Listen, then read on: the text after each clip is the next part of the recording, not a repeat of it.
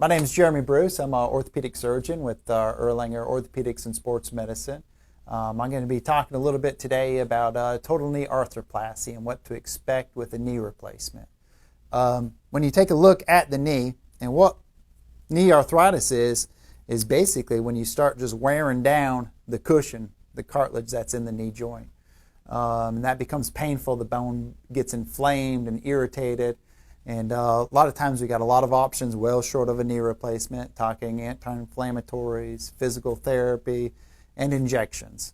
When that's no longer working, and we've gone through all of those options, then the next option is a knee replacement.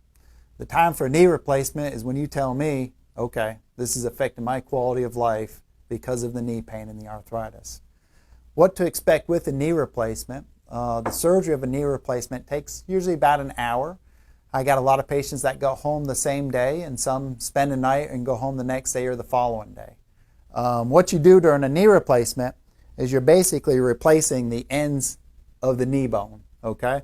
So this would be going on the upper leg bone, the femur, okay? So this is the shell or the knee component that goes in.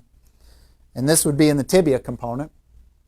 And so you're basically creating a new joint, okay? And it works by the gliding motion of the metal on the plastic, okay?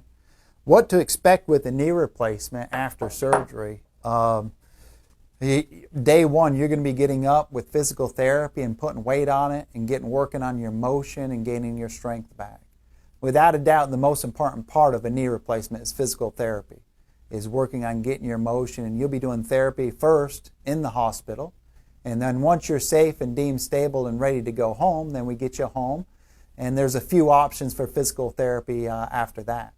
There is the option where a therapist can come to your house if you're not getting out and ready to do outpatient physical therapy, or actually go into an office or a place where they can do therapy for you. But without a doubt, the most important part is this physical therapy where you're working on getting your motion back.